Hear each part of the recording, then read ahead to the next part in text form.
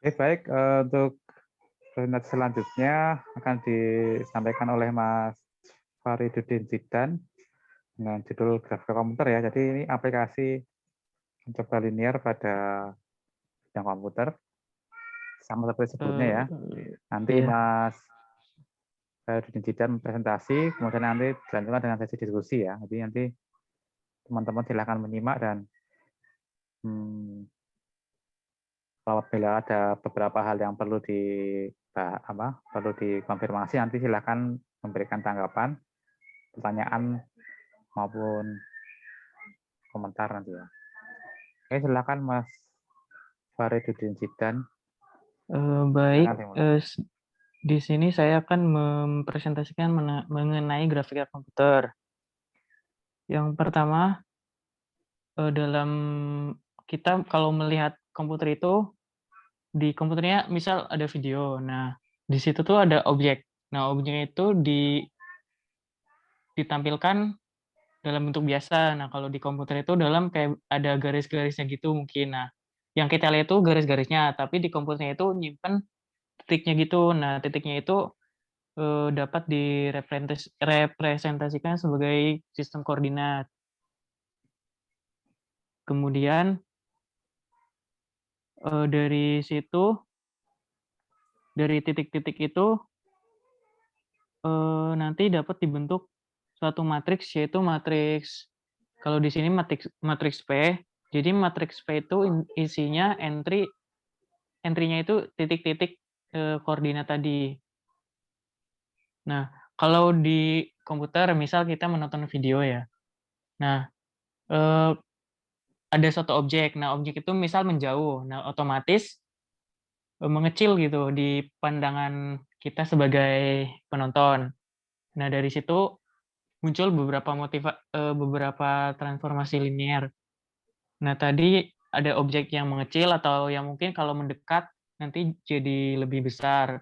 Mungkin ada yang juga yang geser, objeknya geser, nanti itu gimana, terus ada yang objeknya rotasi atau gimana.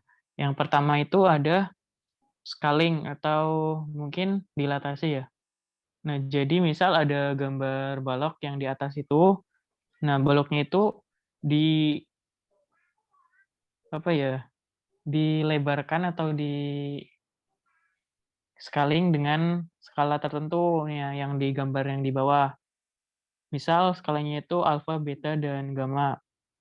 Nah, dari situ muncul yang namanya scaling itu perkalian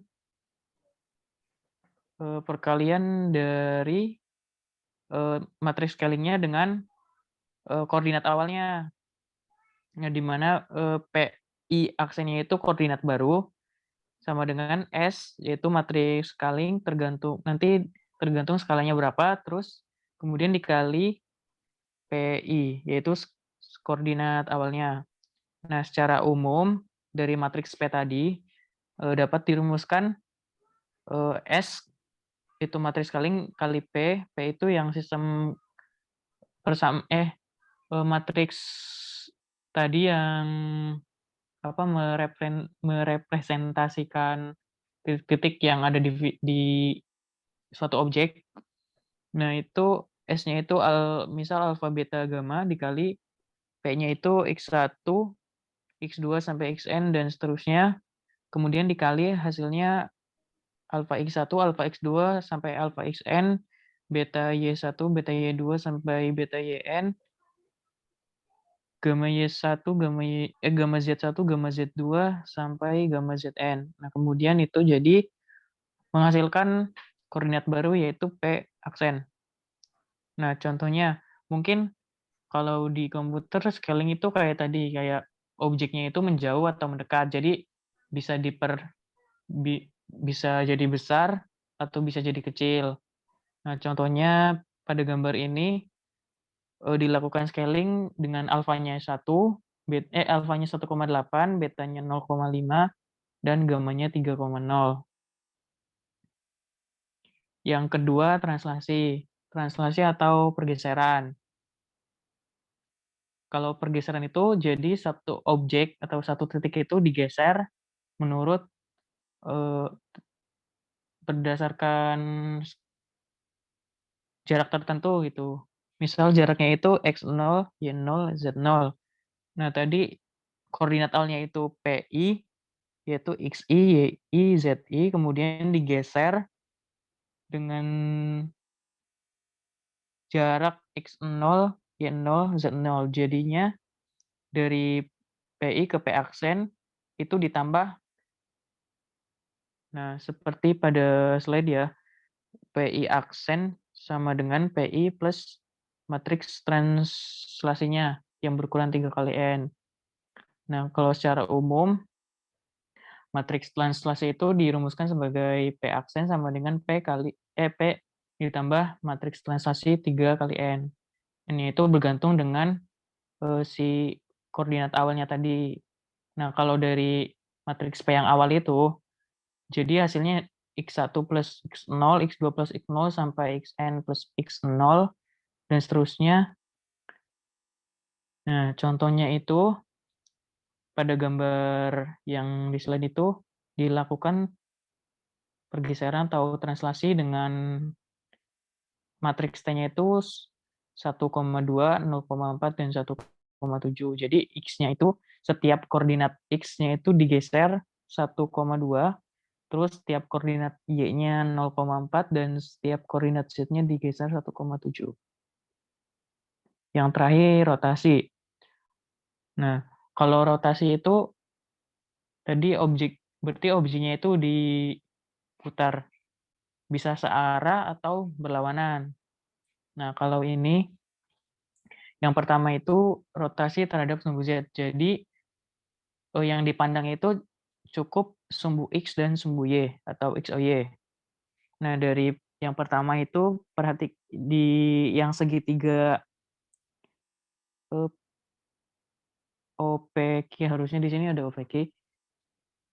Nah, dari segitiga itu kan ada hubungan trigonometri. Nah, yang pertama itu diperoleh Y sama dengan R sin theta. Kan kalau sin theta itu berarti depan sudut per miring. Depan itu Y, miringnya itu R. Nah, kemudian dijadikan Y sama dengan R sin theta. Kemudian sama yang kedua, kalau cos theta itu R per X, berarti X sama dengan R cos theta. Kemudian dari gambar yang tadi juga sama. Nah, kalau dari gambar dari sini dilakukan penjumlahan sudut, yaitu maaf tadi si maksudnya si plus theta. Nah, si plus theta itu berarti dengan menggunakan aturan penjumlahan sudut. Nah, kalau itu berarti sama caranya. Terus kemudian yang tadi sumbu Z-nya itu tetap. Jadi Z aksen sama dengan Z. Terus dari persamaan 1 dan 2, nah dapat dilihat pada persamaan 3 itu, tadi dari sini kan R sin C. R sin C itu yang dari persamaan 3 tadi sama dengan Y. Berarti kemudian R cos C X. Berarti X cos theta min Y sin theta. Kemudian sama yang persamaan 4 juga dan persamaan 5 tetap. Nah, dari situ dapat diubah dalam bentuk matriks, yaitu matriks X aksen, Y aksen, Z aksen sama dengan cos theta min sin theta 0, sin theta cos theta 0, 0, 0, 1 dikali X, Y, Z. Kemudian rotasi terhadap sumbu Z. Nah, rotasi terhadap sumbu Z sama berarti sumbu yang dipandang itu hanya sumbu Y dan sumbu Z. Hasilnya seperti pada slide. Kemudian rotasi terhadap sumbu Y juga sama. Jadi sumbunya itu tetap 1. Tadi sumbu X juga sama. Nah, contohnya, misal di sini ada satu objek yang dirotasikan 90 derajat terhadap sumbu Z.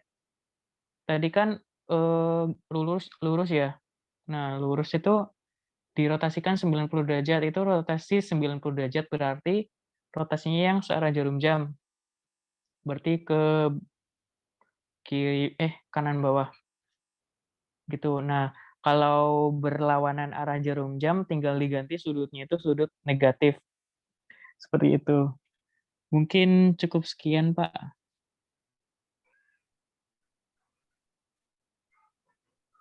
Oke, terima kasih Mas Faridudin Zidan ya. Ini berarti ini bahas tentang transformasi ya dia ini ya. Kalau dulu di Iya, mana sekolah dulu ya, SMA iya, ya, geometri. geometri ya, tentang transformasi ya. Jadi kita bisa melakukan apa tadi, refleksi gitu ya. Kemudian apa lagi? Translasi Translasi, sama dilatasi. dilatasi, ya, rotasi juga ya. Oke. Dan ternyata bisa, wah semua proses tadi itu bisa dinyatakan dalam notasi matrik ya.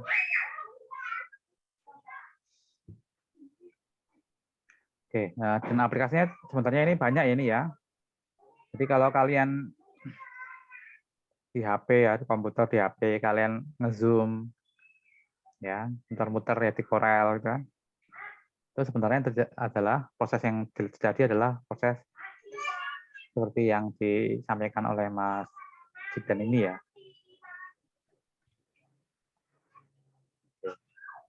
Oke, silakan bagi yang mau memberikan komentar ataupun pertanyaan, silakan.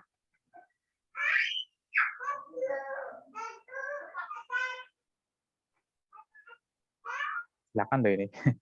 Mbak Ambar boleh ikut. Mbak Ambar Fitri ya, selamat ulang tahun ya Mbak Fitri ya. Mbak Ambar Fitri ini mestinya lahirnya di bulan bulan Syawal mestinya. Ya nggak Mbak? Mbak Ambar Fitri.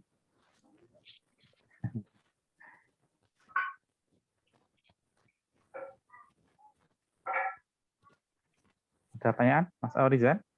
Mas Lutfi? Belum, Pak. Belum ada. Istuta? Mas Nufarid? Ada pertanyaan? Silakan loh. Oh, Mbak Ambar jawabnya di kolom chat. Oh, bener ya, Oti ya. Jadi namanya Fitri bener karena lahirnya di bulan Syawal ya. Oke, bener tadi. Oke, terkait dengan ini presentasinya Mas Faridudin Zidan, apakah Mbak Ambar punya pertanyaan atau tanggapan?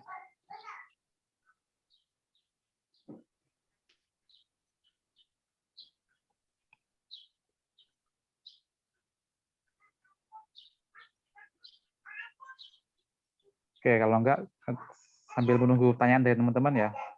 Itu tadi rotasinya tadi pusatnya di 0,0 ya Mas ya? Titik 000 lagi ya.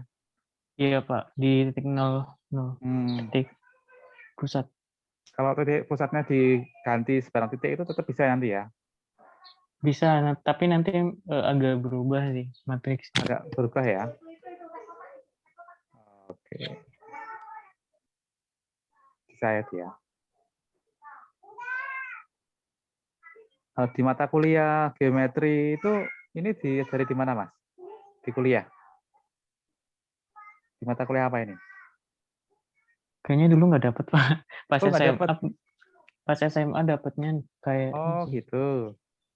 Berarti di kuliah geometri malah tidak dapat ini ya? cuma Mungkin bangun ruang gitu sih. ruang ya. Transformasi nggak diajarkan ya? Ya karena dulu sudah pernah di SMA soalnya ya. Oke. Jadi ini berkaitan dengan yang namanya transformasi linier nih ya. Transformasi linier. Dan kalau Mas masih ingat, ini berkaitan dengan nanti matriks representasi transformasi linear, kan? Oh iya. Tentu saja dengan basis standar.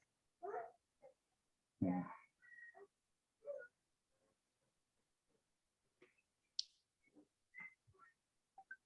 Oke, nggak ada komentar ya teman-teman. Oke, kalau nggak ada ini cukup jelas ya. Dan kenapa grafik komputer ya, ini memang proses grafis yang terjadi di komputer itu sebenarnya menggunakan perhitungan-perhitungan yang seperti ini ya. Menggunakan skala matriks, pakai sinus dan kosinus ya. Oke, terima kasih Mas Faridudin Zidan atas presentasinya yang menarik. Oke.